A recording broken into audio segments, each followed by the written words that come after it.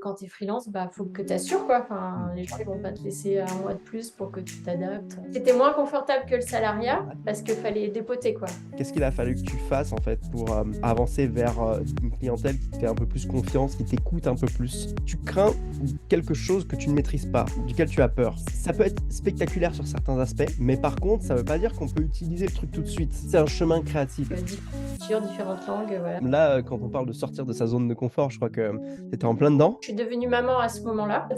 Je me suis mariée, j'ai fait le tour du monde et on a eu notre première fille. OK. Ah, le package. Ah ouais, non, c'est parti. Hello, chers designers, bienvenue dans Brève de designer graphique, bienvenue dans cette nouvelle émission de Brainy dans laquelle je reviens un petit peu vers des élèves qui ont passé mes formations Logomaker 6, Logomaker Marketing, des élèves qui veulent partager leur travail, des gens qui veulent partager leur activité. Qu'est-ce qui se passe à l'intérieur d'une activité de designer graphique? Je sais que vous êtes beaucoup d'entre vous à vous demander comment ça se passe quand on est designer graphique, quels sont les challenges, quels sont les éléments finalement qu'on vit au jour le jour. Et on va parler aujourd'hui avec mon invitée Florence Munier, qui est designer graphique depuis un certain nombre de temps, qui va se présenter, elle va nous expliquer son parcours, elle va nous expliquer pas mal de choses. Je vais juste faire un petit scope des grandes questions sur lesquelles on va travailler finalement dans cet échange. On va parler de marketing, de rentabilité, de relations clients par rapport au designer graphique. On va parler aussi de coaching, de développement personnel, pour savoir finalement pourquoi est-ce que Florence aussi a choisi de se faire coacher, de se faire accompagner dans son activité. On parlera aujourd'hui quels ont été les moments les plus challengeants de son parcours, finalement quelles sont les prestations qui parfois sont plus rentables pour elle que d'autres. On parlera d'équilibre vie perso, vie pro, parce qu'il y a un vrai challenge là-dessus. Et on ira aussi sur la notion un petit peu de l'intelligence artificielle, parce qu'on a tous peut-être des peurs, des questionnements sur ce sujet-là. Et on ira travailler en profondeur sur ces sujets. Donc si ça vous intéresse, restez bien jusqu'à la fin de la vidéo. Vous pouvez d'ores et déjà peut-être vous abonner à la chaîne si vous voulez en savoir plus et avoir plus de brèves de designer. Pour l'instant, on va commencer par introduire Florence. Déjà, tout d'abord, merci Florence de te prêter au jeu. Et on va te laisser te présenter comme tu le souhaites, en 1 minute, 30 secondes, comme tu veux. C'est toi qui choisis. On t'écoute. Ok, c'est parti. Eh ben, moi, c'est Florence. Je suis designer graphique et directrice et fondatrice de Flow Design depuis 2014. Yes. Sinon, ouais, voilà, j'aide les entrepreneurs à développer leur activité et à faire rayonner leur image de marque grâce à un design épuré, intemporel et élégant. Yes. Voilà, je les aide à faire que leur marque soit quelque chose d'unique et de mémorable. Et moi, voilà, je suis en Sud-Ardèche et du coup, j'ai des clients, la plupart de mes clients sont des clients locaux, des auto-entrepreneurs locaux. Voilà. Yes. OK. En Sud-Ardèche. En Génial. Sud-Ardèche, ouais. OK. OK, cool. Comment Ça est-ce que confirme tu mon fais parcours après, Comment est-ce mais que tu fais finalement pour les aider justement à avoir cette communication, qui tient dans le temps, qui est intemporelle, cette communication qui a un style particulier qui est lié à toi?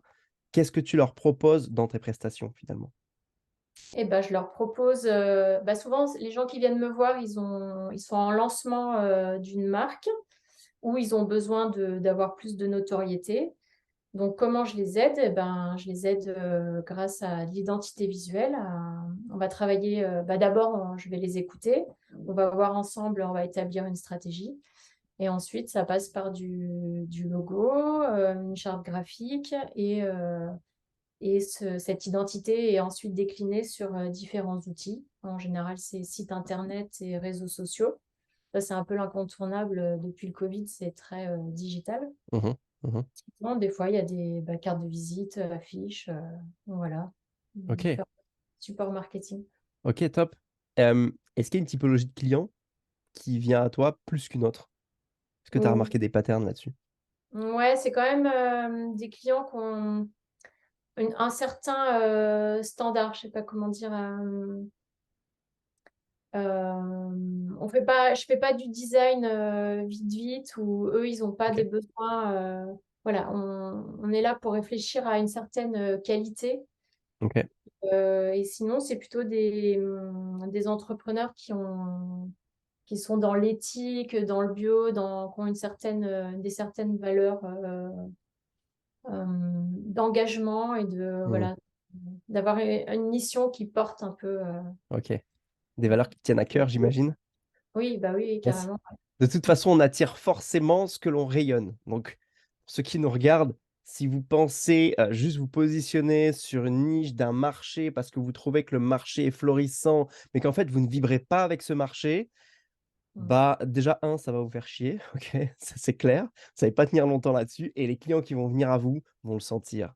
OK? Mm. Donc ce qui fait que ça marche et que les gens viennent à vous, c'est une espèce de passion et une aura comme ça, quand, la star, c'est celle qui rayonne, OK? Et quand on aime quelque chose, on rayonne ces choses-là et de toute façon, c'est très important de trouver ces alignements. On en parlera un petit peu plus tard.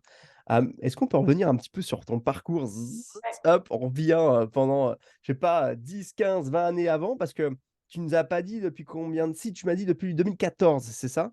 Depuis 2014, Flow Design. Après, ça OK. fait 23 ans que je suis designer graphique. Yes, 23 ans, 23 ans. Donc juste bravo déjà parce qu'il y a beaucoup de designers qui se disent: «OK, est-ce que, le design graphique, c'est pas finalement on se lance, on est designer pendant 2, 3 ans, après on fait autre chose?»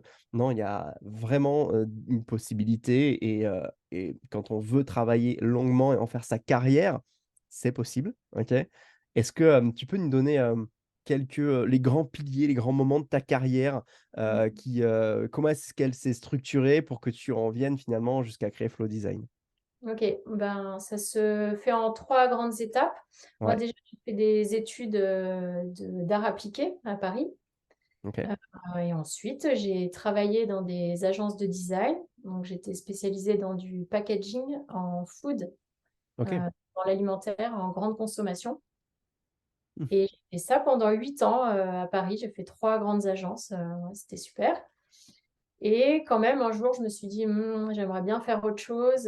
Voilà, disons que, ça avait plus trop de sens de bosser pour les géants, voilà, de l'agroalimentaire. Je me suis dit: «J'aimerais bien faire autre chose» et la vie a fait que je suis partie en Australie et là, j'ai travaillé à nouveau avec des agences et des studios, de design, mais en tant que freelance. Donc ça, c'était la première fois. Mmh.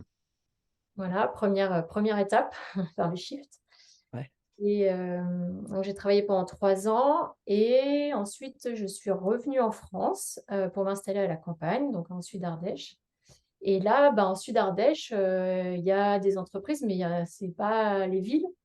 Donc voilà, je me suis mise à mon compte pour la première fois et j'ai trouvé, ben, mes clients. Yes. Donc voilà, c'est le challenge, c'est mon Ouais. challenge de tous les jours. C'est, dans un trou un peu paumé, ben, développer une activité, qui soit pérenne et sereine, quoi.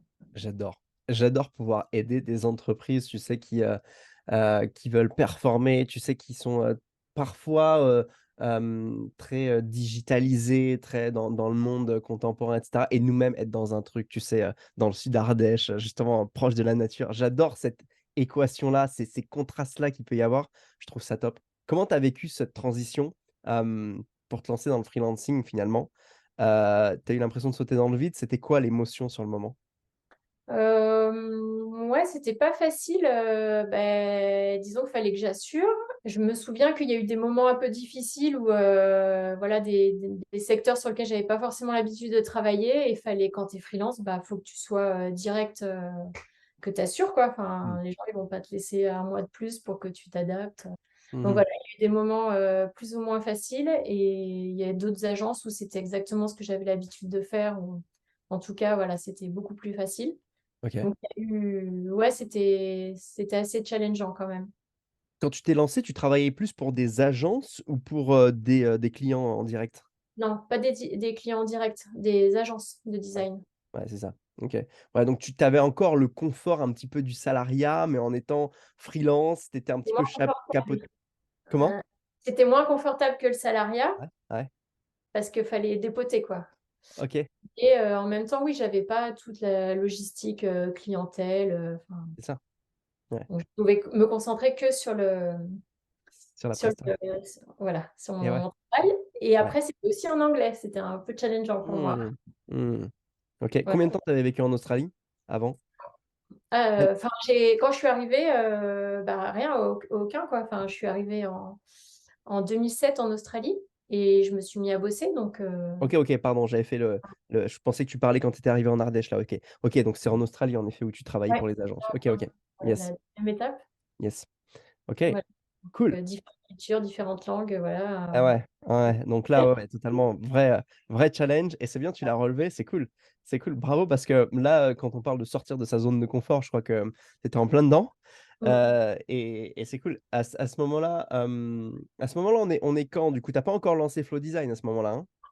OK, OK, ça marche. En fait, ça a commencé, je suis devenue maman à ce moment-là OK. et Ah génial! Ah le ah package! ouais, non, total. Je me suis mariée, j'ai fait le tour du monde et enfin, on a eu notre première fille. OK, OK, magnifique. OK, ça marche. Bon, très bien, on parlera justement de la gestion, vie pro, vie perso, quand on est freelance, parce que ça, je sais qu'il y a beaucoup qui ont envie de savoir, ben, finalement, c'est qu'est-ce qui se passe dans ta vie? On parlera de ça après. Mmh. Et je vais revenir rapidement sur une C'est à autre. ce moment-là où, je suis devenue maman, donc j'étais beaucoup plus à la maison Ouais. et où j'ai commencé, en fait, c'était les prémices de Flow Design. Moi, je Mmh. connaissais une personne ou 2, voilà, j'ai commencé comme ça depuis la maison et je crois que c'est là où je me suis dit: «Bah, je vais m'appeler Flow Design», voilà et c'est resté et quand je suis arrivée en Ardèche, ben, j'ai relancé le truc, quoi. Génial, génial. Ouais, ça t'a permis de récupérer quand même les ramifications de quand même de ton activité, précédente. On peut pas dire le précédente, c'était juste la manière de t'appeler. Finalement, maintenant, tu commençais à avoir un vrai nom, quoi. OK, Mmh. top. Est-ce que, on va rentrer un peu sur des notions un peu marketing, rentabilité, relations clients, OK? Hem, Aujourd'hui, le problème le plus récurrent que tu résous, tu vois? S'il y a des clients qui tombent sur cette vidéo, le problème le plus récurrent que tu résous, c'est quoi? Comment est-ce que tes clients le nomment? Quel est le problème qu'ont tes clients? Même si on a parlé un petit peu en début de vidéo, je voudrais que tu me donnes juste le truc qui permet de se dire: «OK, il faut que je fasse appel à Flow Design». C'est quoi? Bah, c'est: «Bonjour, je voudrais un logo». Ah ouais, OK. Ouais, C'est ouais, directement donc tes clients arrivent avec la conscience qu'ils ont besoin d'un logo directement? oui. OK. Après pour le reste, il y en a beaucoup qui parlent de visuel, je voudrais un visuel donc ce qu'ils Mmh. imaginent eux en tant que visuel, c'est pas forcément les mots, Mmh. Mmh. heu Traduire. OK. Traduire ce que le client veut et vraiment, enfin, ce qu'il pense vouloir, parce que très souvent c'est ça. Je veux un logo, OK, très bien, et en fait, vous vous rendez compte qu'il veut une illustration, pour mettre, sur son mmh. fond, Instagram ou j'en sais rien. Donc OK. Pour être plus précise, il y en a beaucoup qui arrivent en disant: «Bah, voilà, j'ai déjà une idée et est-ce que tu peux me faire ça?» OK. OK. Voilà, j'en ai de moins en moins, j'avoue. Voilà. OK. Je Mais voilà, je dis: «Ça se passe pas comme ça». c'est bien que tu dis ça parce que, ça permet de revenir justement à cette typologie de clientèle qui est pas toujours simple à gérer parce que, on se retrouve finalement dans une capacité enfin, dans une posture, pardon, d'exécutant. OK? Mmh, C'est-à-dire que, OK, voici ce que j'ai fait, donc c'est-à-dire qu'en fait, ils attendent de toi le retraçage de leur art, OK? Et là, c'est très compliqué. Or ce qu'on veut naturellement pour augmenter ses prix, avoir une posture et puis tenir plus longtemps aussi, c'est, bah, passer un cap et avoir une toute autre posture de consultant en design graphique et là, c'est totalement différent. Hem, Est-ce que ça, tu dis: «J'en ai de moins en moins». Qu'est-ce qu'il a fallu que tu fasses en fait pour avancer vers, une clientèle qui te fait un peu plus confiance, qui t'écoute un peu plus? bah, mon état d'esprit, le mindset et Mmh. comment je me perçois. Donc OK. maintenant je suis plus, designer graphique, je suis consultante en Mmh. image de marque. En fait, je OK. vends des images de marque, quoi. OK. OK. Tu vends plus le vecteur qui permet d'aller vers une belle image de marque, tu vends plus le logo, heu, tu vends directement l'image de marque. C'est super important, j'aurais juste faire un petit point de focus là-dessus parce que, beaucoup de designers, vendent, enfin et c'est normal, ils le font parce que tu l'as dit, tes clients très souvent, au départ viennent parce qu'ils veulent un logo et en fait, les clients qui viennent à vous et qui vous demandent un logo, c'est vraiment pas des clients avec lesquels vous allez pouvoir vendre des prestations très chères. Parce qu'à partir du moment où ils veulent le logo, où ils veulent la plaquette ou la carte de visite ou presque il y en a, ils vont vous dire: «Je veux un picto», quoi. Ceux-là, ils cherchent pas, à augmenter leur image de marque parce qu'ils ne voient pas, en fait, la valeur que le logo va leur apporter. Or, la clientèle qui nous intéresse, c'est pas une clientèle qui veut un logo, même si la résolution du problème est le logo, ils veulent, eux, de la crédibilité, ils veulent de l'image de marque, ils veulent pouvoir, rayonner sur leur marché et quand un client arrive avec cette notion de: «Je veux un logo et en plus voici ce que j'ai fait, faites-moi aussi bien ou mieux», bah, là, c'est vrai que ça devient un vrai problème. Ça veut pas dire qu'il faut les repousser. Ça veut dire qu'il faut faire attention à cette clientèle-là qui, bah, naturellement est pas éduquée aux bénéfices de ce que l'on propose, quoi. OK.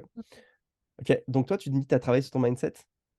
Bah OK. ouais, en fait, je suis toujours en formation, hein, toujours en évolution, je me spécialise et ouais, plus j'avance et plus ça se reflète, dans ce qui se passe dans ma vie professionnelle, quoi. Mmh, Et les clients, j'attire pas la même typologie de clients, quoi. OK. Et je me pas pareil et je leur apporte, c'est pas la même chose. C'est pas pareil ce que je dis dans mon site internet, sur mes réseaux sociaux. Voilà, ça va avec. Yes. Pour. OK, OK. Donc du coup, pour ceux qui se posent la question de: «Mais à quoi ça sert de, mettre de l'argent, en soi, en son développement personnel, en sa propre formation, dans son marketing pour se faire coacher?» Bien évidemment, je prêche pour ma paroisse, vous en doutez bien. Mais au-delà de ça, et si c'est pas par moi que vous faites coacher, je m'en fous. Faites-vous coacher, faites-vous accompagner. Vous pouvez pas voir il y a une citation que j'aime beaucoup dire, c'est: «On ne sait pas ce qu'on ne sait pas». OK, ça c'est la première. On ne sait pas ce qu'on ne sait pas. Quand on apprend des choses, on se dit: «Ah mais j'avais jamais vu ça sous cet angle-là». Ça, c'est le premier truc et deuxième chose, heu, que je redis souvent, je redis dans les coachings très souvent, c'est qu'on peut pas voir l'étiquette quand on est à l'intérieur de la bouteille. OK? On peut pas se voir soi-même.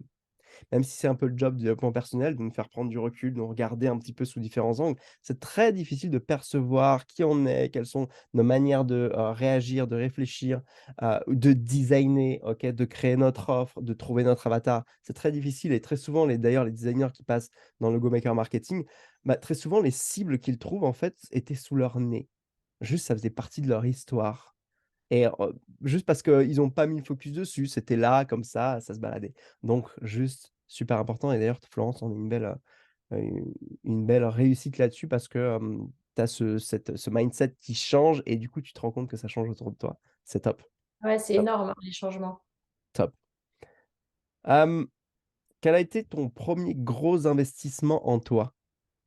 Ben, je dirais le premier, le matériel, enfin mon ordinateur OK, et OK, le deuxième, c'est les 2 formations, que j'ai suivies avec toi, les Logo Maker Skills et Logo Maker Marketing. Bah, yes, yes, Maker Marketing, je suis toujours, en train, quoi et vraiment enfin moi, ça me demande je trouve ça énorme, quoi. C'est un gros boulot, mais c'est génial, quoi. c'est cool. Ouais. Qu'est-ce que, qu'est-ce que tu ressors, de Logo Maker Marketing et de Logo Maker Skills dans les grandes lignes, les choses que toi ça t'a apporté? Parce que chaque designer ça va lui apporter une différente posture, différentes choses. Toi, Mmh. en 2 mots, qu'est-ce que ça t'apporte? Logo Maker Skills d'abord et ensuite Logo Maker Marketing. Alors Logo Maker Skills, ça m'apporte la confiance en moi. Ouais. Ce syndrome de l'imposteur, il est quasiment plus là, quoi. Ah, c'est bon, Mmh. je suis Ouais. rassurée, je sais que je produis un design qui tient la route. Donc OK. déjà, Ouais. serein de ce côté-là. Mmh. Et Carrément. maintenant, développer, bah, tout le reste de l'entrepreneur Mmh. avec, bah, tout l'aspect, communication, marketing, stratégie, voilà enfin Logo Maker Marketing, ça m'apporte, une vision, comment je présente, voilà, construire une offre et comment vendre en fait mon design. Yes. Bah, c'est énorme aussi quoi, c'est complémentaire. OK. Donc c'est un vrai prolongement pour toi. On le voit de toute façon, si tu travailles pas sur le mindset de ton savoir-faire, après c'est très compliqué de créer du marketing. Parce que le marketing et la vente sont profondément liés, hein, parce que dans le Go Maker Marketing, il y a du marketing, de la vente, du copywriting, travailler sur son persona, enfin c'est pas que du marketing, c'est plus large que ça, même si tout ça est attrait au marketing, parce que pour que le marketing soit bon, bah, naturellement, on est obligé de travailler aussi sur soi-même, sur ce que l'on veut faire, ce que l'on veut toucher. Mais faire de la vente en ne croyant pas en son savoir-faire et en ce que l'on fait, ça marche Ouais. pas. C'est juste pas Ça possible. marche pas parce qu'en plus, ça devient naturel. Moi, j'en parle autour de moi et Mmh. du coup, il y a Mmh. pas mal de contrats qui se font comme ça aussi, quoi. Ouais, totalement, totalement. C'est pour ça que j'ai beaucoup d'élèves de Logomaker Marketing de Logomaker Skills qui reviennent vers moi, juste parce que ça leur a apporté, une confiance en eux qui rayonne derrière et qui leur permet de débloquer des contrats. Et c'est marrant parce que j'ai dit: «Putain, mais des fois j'ai des retours», j'ai «Mais la personne elle est pas passée dans le Logomaker Marketing pourtant». Ah non, elle a fait Logomaker Skills, mais en fait, du coup, ça rayonne, il y a une confiance en soi et ça débloque des choses. Donc ça, c'est très intéressant et c'est vrai que l'aspect, je crois en mon produit, donc je crois en moi ici, OK? Quand on est designer, il faut croire en soi et en son design, c'est juste énorme, quoi. Top. Mmh. On va passer à une partie, super intéressante, heu, vie perso, vie pro, OK? Comment tu gères ça? Tu as des enfants? Je crois que tu as une fille, je me trompe pas? J'ai 2 enfants, Tu as 2 donc enfants. je suis, maman solo, entrepreneur, donc Yes. OK.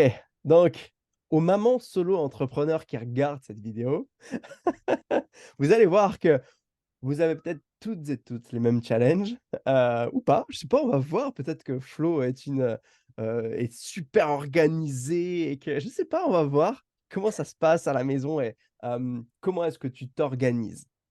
Ouais, bah, justement, c'est le mot-clé, tu l'as dit, c'est l'organisation. Ouais. J'étais très, désorganisée avant et je suis en train de mettre ça en place dans ma vie et en fait, ça m'aide, carrément, quoi. Mmh. Donc j'ai 2 filles, une de 14, une de 7 ans. Donc la petite, c'est vrai que, ça prend encore pas mal de temps. Mais du coup, je travaille, quand elles sont à l'école et après, j'ai le mercredi, je travaille pas. Donc ça laisse pas beaucoup, de temps, de travail. Hem, mais ça m'arrive des fois, le soir quand elles sont couchées de travailler, mais c'est de plus en plus rare, quoi. Ça, c'est fini, Mmh. les nuits blanches ou les trucs, dans le rush, on n'a pas fini. Non, ça, je fais plus. Donc c'est hyper, confortable. Comment je m'organise? Quoi d'autre? Ben, j'ai des jours, donc sur mon calendrier, j'ai des jours de rendez-vous, pour les clients, des jours de travail et finalement, ouais, ça doit être moitié-moitié, enfin les jours, consacrés à la relation client, au rendez-vous, au déplacement, et des jours vraiment où à la création. Finalement, les moments de création sont de plus en plus courts, quoi.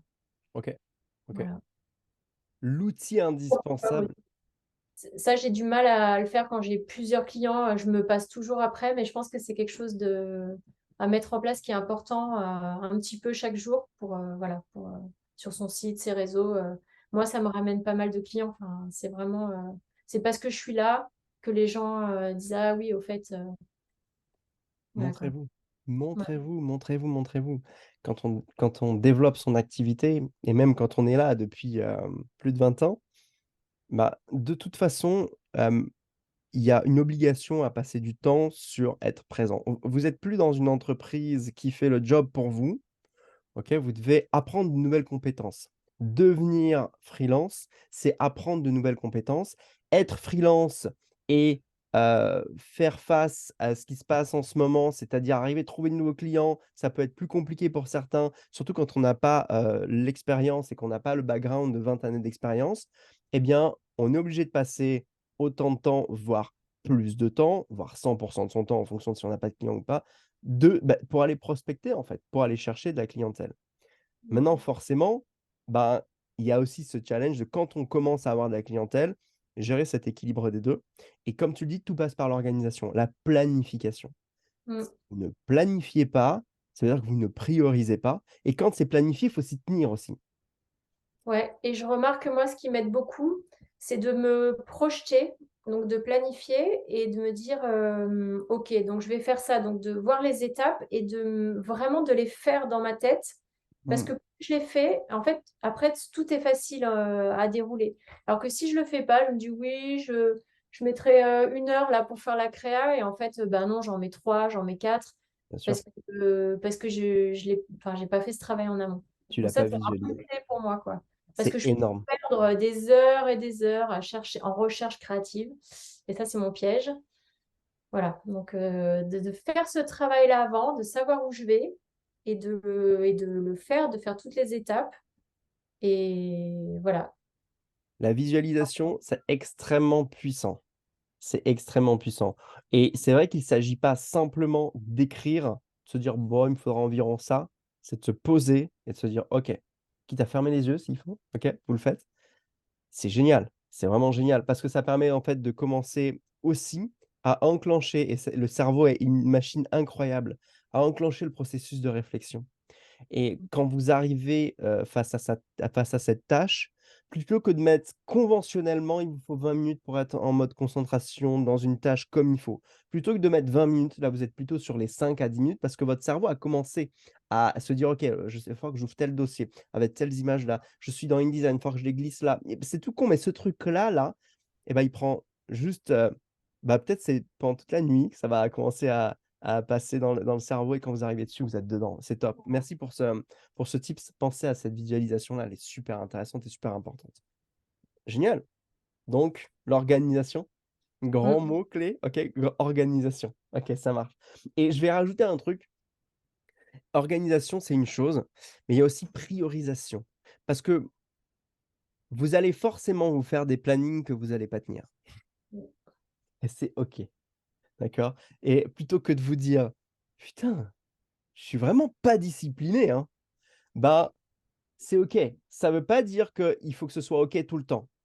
Vaut mieux, à ce moment-là, redécouper, faire comme ce que dit Florence, visualiser et juste en mettre moins et c'est OK aussi.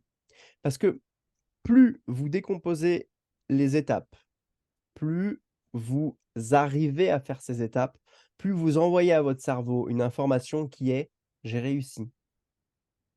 Mm. Et donc, du coup, vous vous entraînez à réussir sur des petites marches.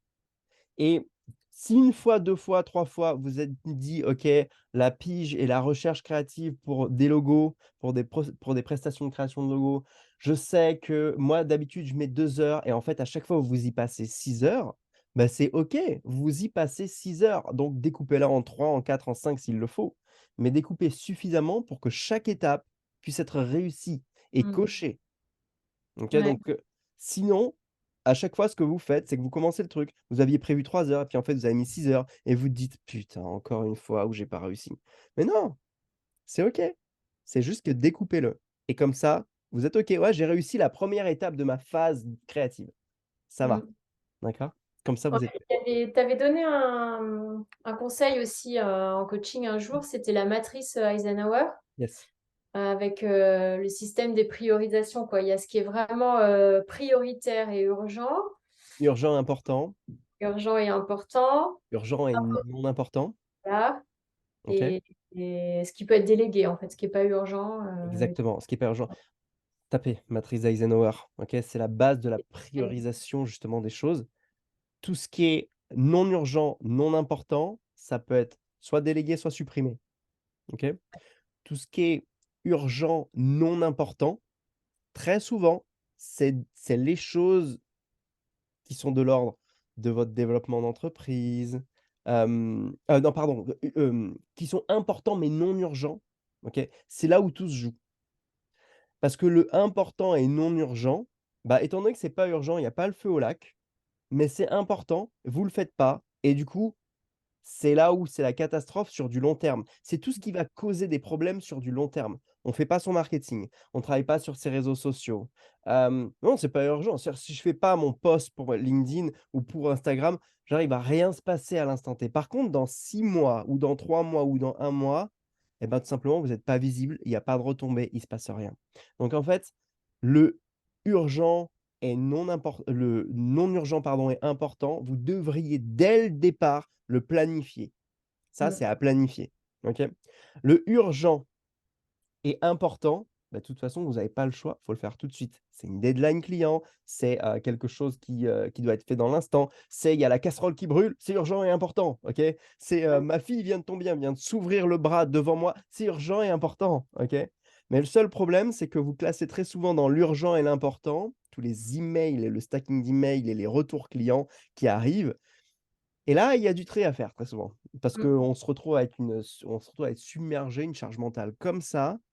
Or, Nos clients sont très souvent les meilleurs pour nous faire passer l'urgence comme ça. Tiens, tiens, Ouais. récupère. Et le piège aussi, moi, que je trouve, c'est quand les choses arrivent, de vouloir les traiter tout de suite comme pour être débarrassé. Et alors ça, j'ai arrêté de faire ça, quoi. Je me concentre, j'essaie vraiment de me dire quelle est la chose importante du jour que je peux absolument The faire. one thing. OK, Ce OK. fameux one thing, et c'est vraiment important ça. Et hop, je le fais. Après, si j'ai le temps de faire en plus, ben, déjà, je serais tellement contente d'avoir fait mon one thing. Yes, c'est du bonus. Voilà. Tant qu'on est là-dessus, faites ce one thing, cette chose la plus importante, vous la faites en premier. Mm.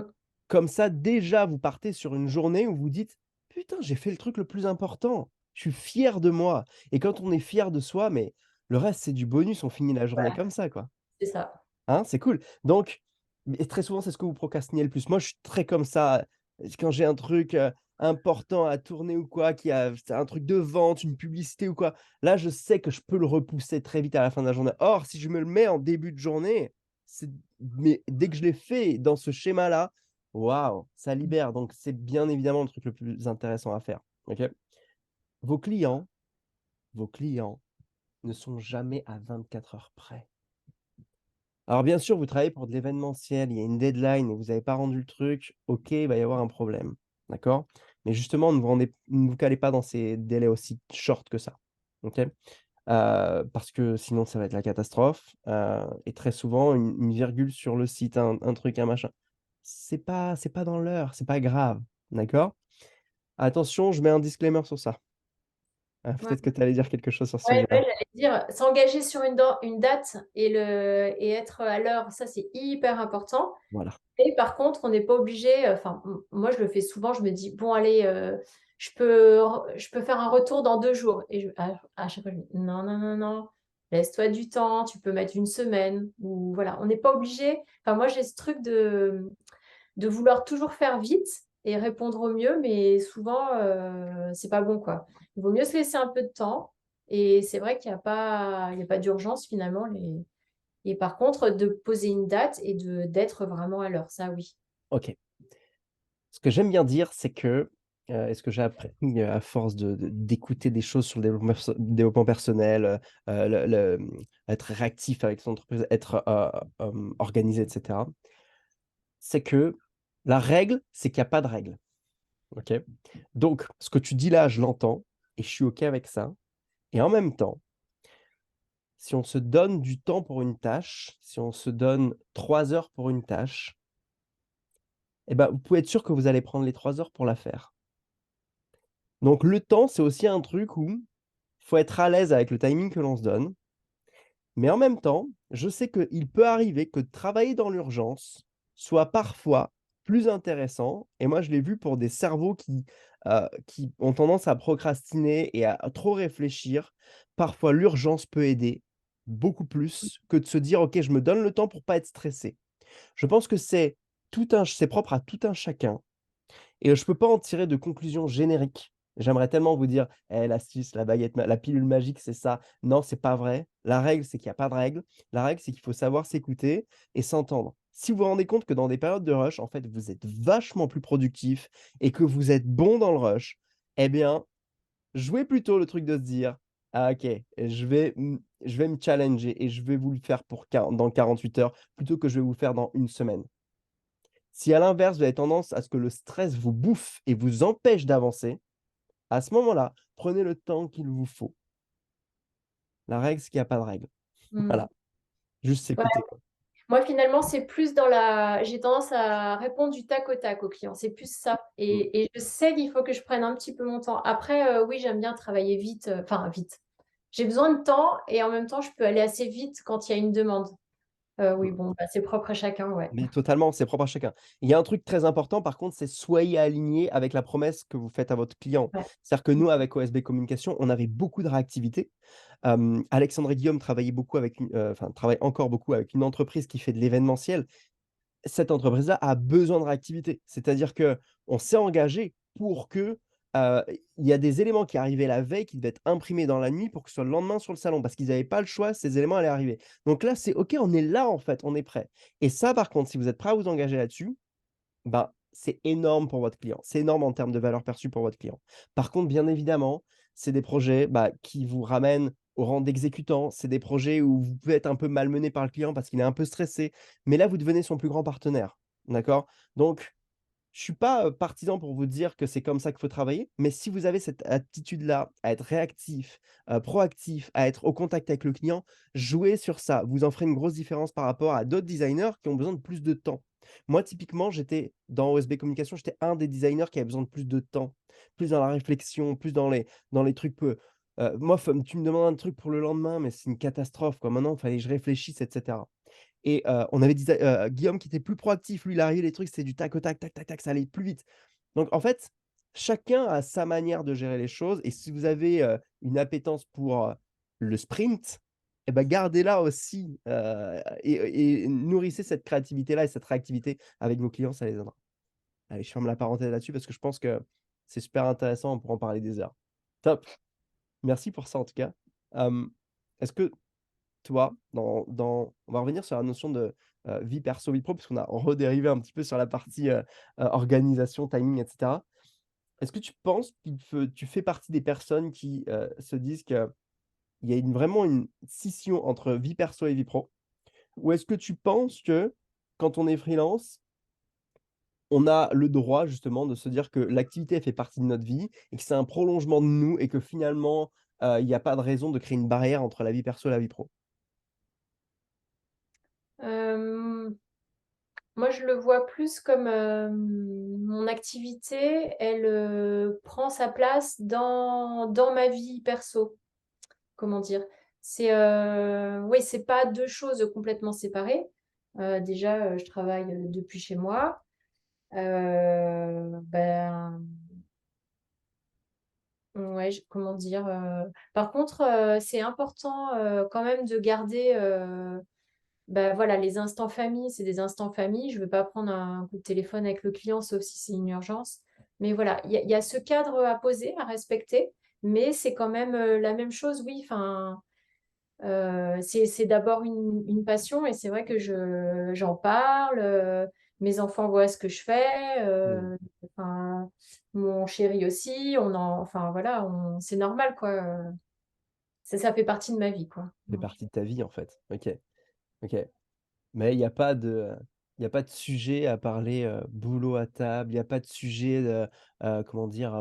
Hem, à forcément se dire, tu vois: «Là, on est en vacances». Non, non, on parle surtout pas boulot, tu vois? Heu, Comment est-ce que c'est perçu ça chez toi? Ah non, non, on en parle, moi quand souvent j'ai besoin, en tant qu'entrepreneur, à la maison quoi, enfin, moi j'ai besoin d'échanger quoi. Mmh, Soit donc avec ma famille, avec mon partenaire, avec, d'autres personnes avec qui je travaille, enfin, c'est hyper important en fait. hyper important. Votre environnement, vous permet aussi de vous, parfois de se de pas l'idée c'est pas de se décharger, mais en tout cas, c'est d'échanger, de mener notre mode de réflexion. Ouais, puis c'est beaucoup de l'humain. Enfin, moi, c'est beaucoup des questions humaines que je me pose sur quelle posture avoir ou voilà, enfin et du coup, ouais, c'est hyper intéressant, quoi, d'échanger. Enfin, C'est clair, c'est clair. Il viendra souvent la discussion, du client qui a mal réagi sur un truc ou au contraire qui a été très intéressé ou j'en sais rien et c'est vrai qu'on va pas demander à notre conjoint, à notre conjointe: «Tiens, est-ce que tu penses que le logo il est bon ou pas?»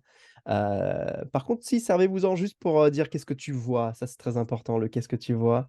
Parce que dans vos logos, très souvent, il y a des choses, que vous ne voyez peut-être pas, parfois. Mais ça peut être intéressant d'avoir du feedback extérieur juste pour utiliser, quelqu'un d'humain, juste pour mmh savoir ce que la personne voit. Mais ouais, bien évidemment, l'environnement est très important. Votre environnement, finalement, fait qui vous êtes, construit aussi l'entrepreneur que vous êtes en train de devenir, ou l'entrepreneur ou l'entrepreneur, que vous êtes en train de devenir, donc ça y joue énormément.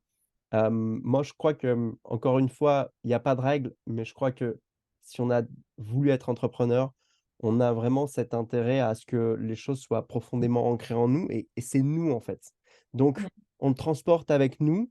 Alors bien sûr, on transporte pas son ordinateur avec nous et on passe pas, 4 heures à table en train de répondre aux emails des clients. Ça, c'est bien évidemment, il faut avoir l'esprit libre là-dessus. Mais je crois qu'il faut vraiment, pas non plus bloquer les choses. C'est-à-dire que s'il y a un truc rapide tu dois répondre, tu peux répondre, c'est OK à partir du moment où tu passes pas ton temps à faire ça, en fait.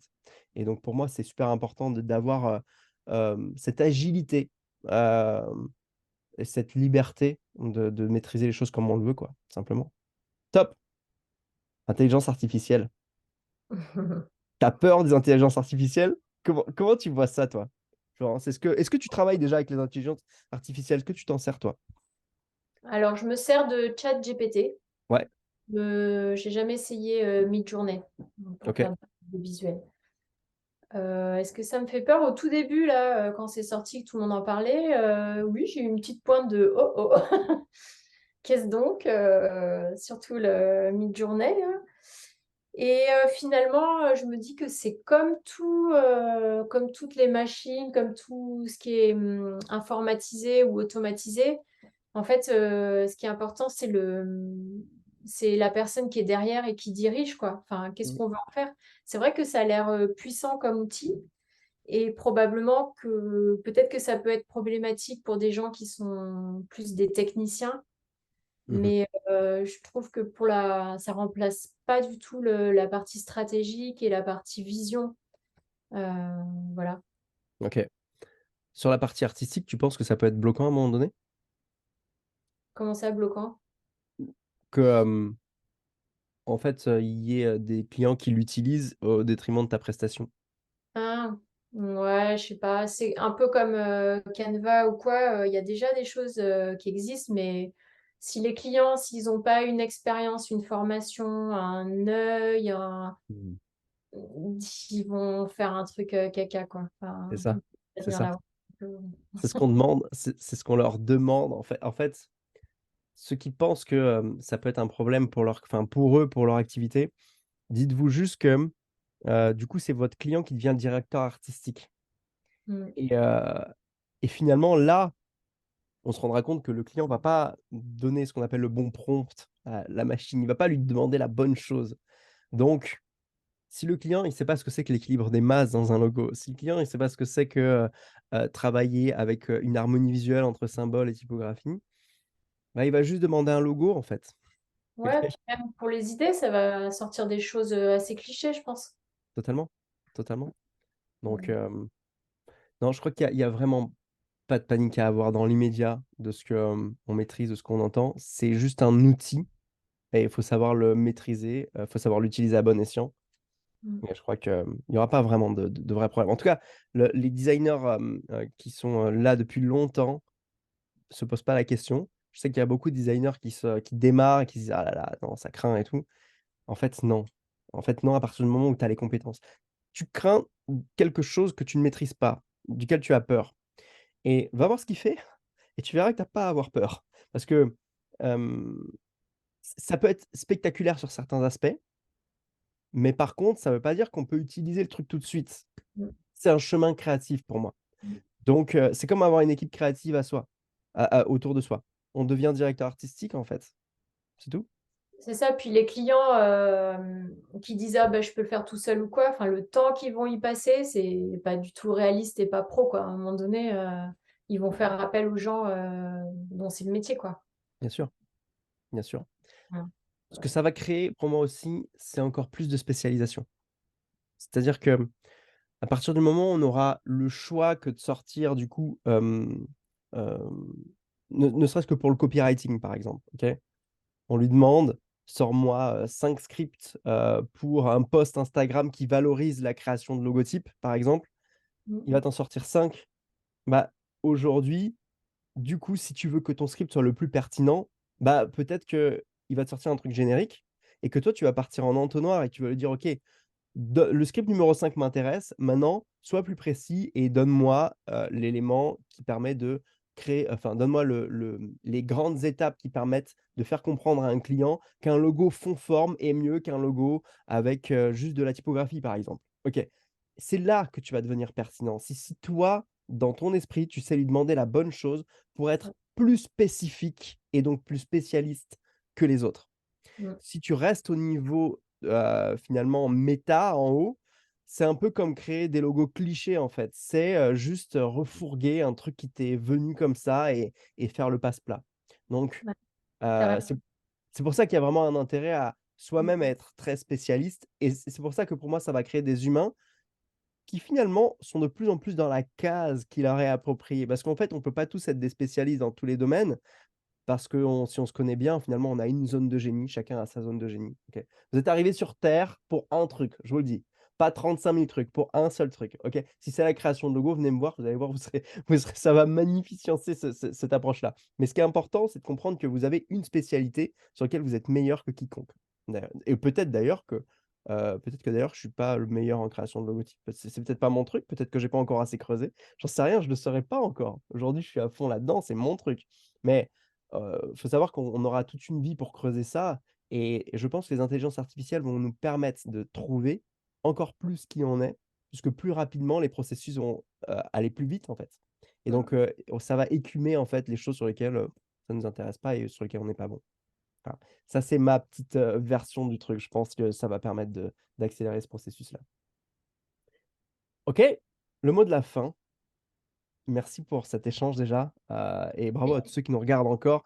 Et n'hésitez pas à commenter si vous avez des choses à dire sur ce qu'on échange, sur ChatGPT, sur toute la partie d'intelligence artificielle ou même sur tout ce que vous avez entendu sur cette, interview. Finalement, toi, ça fait maintenant 20 combien ça fait? 21 ans? 23. 23 ans. Ça fait 23 ans, OK? Il y a sûrement des designers qui ont peut-être, moins de 23 ans, OK? Qui regardent cette vidéo. Ça fait 23 ans que tu fais du design. Quelle est la grande conclusion que tu peux tirer finalement pour, aider les personnes à se dire: «OK, comment est-ce qu'on fait pour tenir 23 ans dans une activité, pas s'essouffler au niveau de la passion qu'on a dans notre métier et puis tenir aussi, aussi longtemps en fait?» Peut-être commercialement, quels sont les 2 conseils que tu peux donner? Au niveau passion pour tenir et toujours aimer ce métier et au niveau, finalement être toujours là et avoir toujours des clients en fait? J'ai envie de C'est dire, dur de synthétiser, hein. ouais, c'est difficile, mais je pense que si déjà, si c'est vraiment si c'est sa passion, se faire confiance, quoi. Se faire OK. confiance, s'écouter, faire confiance à notre intuition et aller là où ça nous fait plaisir, quoi. Parce Mmh. que ça se sent. En fait, on arrive, on réussit quand on s'éclate, quoi.